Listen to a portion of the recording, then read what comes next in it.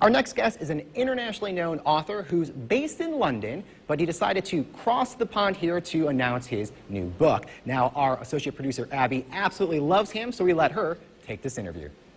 Thank you so much for joining us, David. It really is an honor to have you on our show today. Oh, well, thank you, Abigail. That's kind. You're very welcome. Now, I have to admit to you, I've been a very big fan of Little Britain for quite some time now.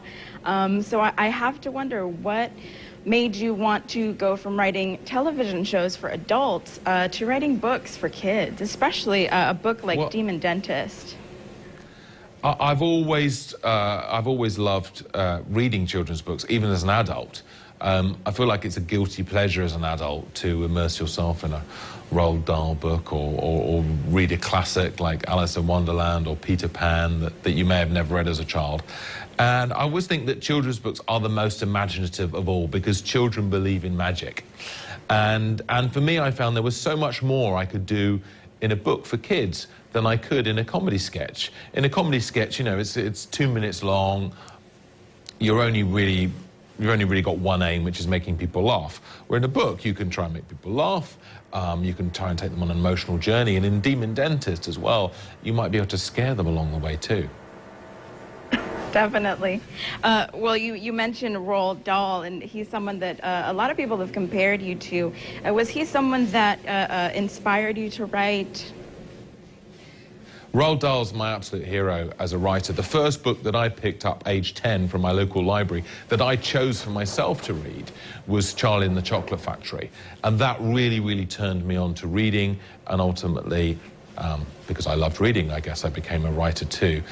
So it's fantastic to be compared to him. I don't think you can copy him, you know, and there's this stupid to copy anyone, but you can try and emulate them. And the thing that Roald Dahl did so brilliantly was he counterbalanced the darkness of his stories with humor.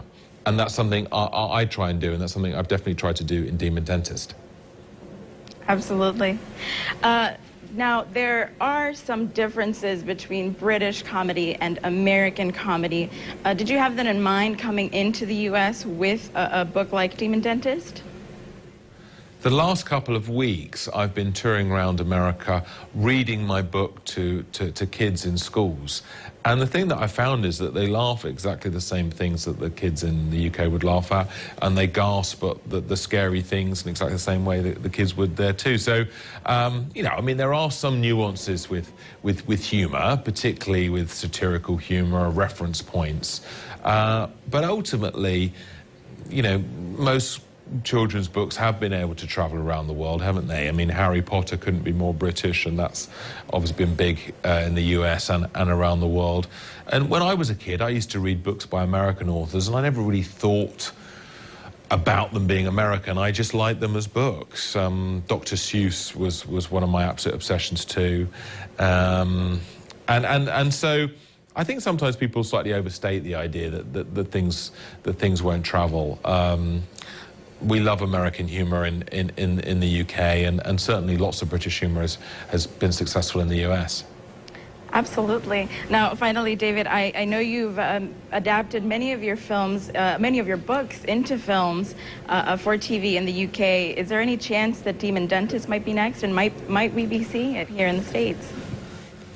Well, so far I've had a number of TV adaptations of my books, but the great news is that Demon Dentist has been optioned as a movie. So the script is being written at the moment, and it would make a really exciting movie because there's a supernatural element. It'd be amazing to see Miss Root, the evil dentist, come to life, flying around the sky, going into children's bedrooms and stealing the teeth from under their pillows. So it's a longer process, obviously, with movies, and this would be a special effects movie and quite expensive, but I'm very, very excited that one day we're going to see Demon Dentist in cinemas. Absolutely. Well, that sounds very exciting. Thank you so much, David, for joining us this morning. Thanks, Abigail.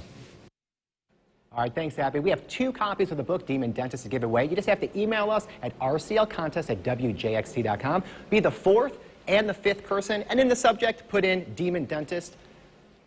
We'll be back right after this.